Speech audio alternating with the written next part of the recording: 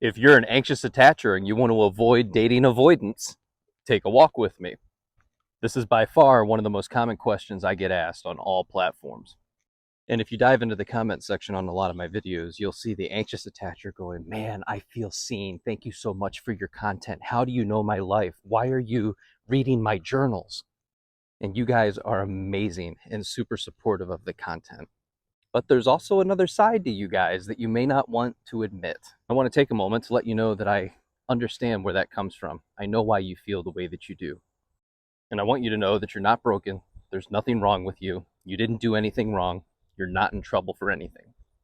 And I'm not blaming you, but this is a little dose of self-awareness. When I make a video about the avoidant, the other side of you comes out. It's that side that carries the weight of anger and resentment. And those feelings are absolutely valid based on your experiences. I will never sit here and tell you that you're wrong for feeling the feelings that you do. But when was the last time you asked yourself the question of, why do I feel the way that I do? And this is the power of a self-check-in.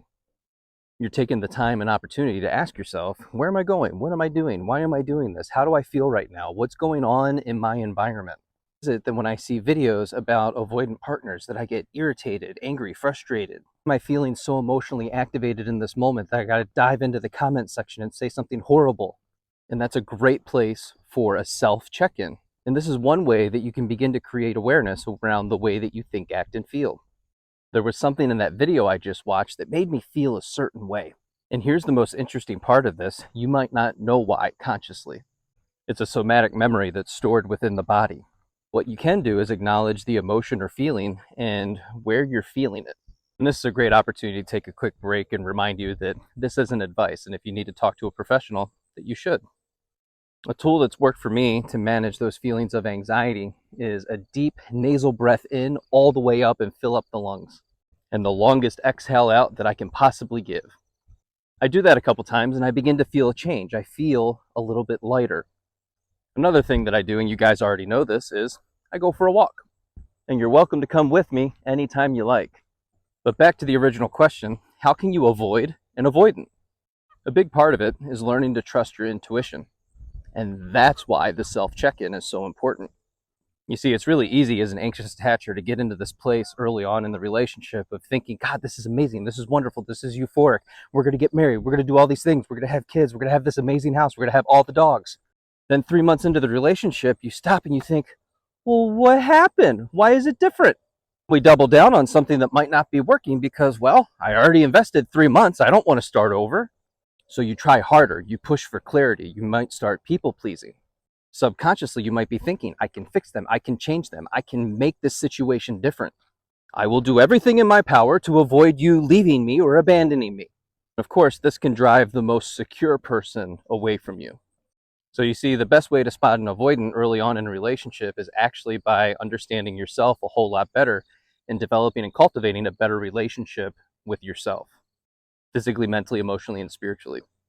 And I know that's not what you want to hear. And this is probably where you're going to want to do a self-check-in real quick. The most common statement the anxious attacher makes in response to this is, why does the onus always fall on the anxious attacher? And the answer is, it doesn't. You can choose at any time to not be in this relationship. You can begin to see that you actually carry the most power within that relationship. If you learn your goals, values, standards, and boundaries for a relationship with you and then hold to that, then you begin to teach people how to treat you. But you'll also find that you start showing up differently within that relationship. And when you release the avoidant from your constant need for validation, that might free up some bandwidth within the avoidant. When they're not feeling overwhelmed for your need for immediate resolution to whatever's going on in the moment, just find they have a little bit more of emotional capacity. But what does this mean for you? It means when you change the energy with which you show up into the world changes around you. Is there a guarantee to this? Absolutely not. But when you implement the self-check-in and allow the avoidant some breathing room, you might just find that your relationship changes for the better. Remember, it's not your job to fix or change people, but it is your job to love people as they are, to allow them to show up as themselves. You might have to accept that this person's never going to change. You might have to accept that there's just things you don't like about this person. And it's absolutely okay to say, you know what? No, this doesn't work for me. I don't like this. And when you say no to one thing, You're saying yes to something else.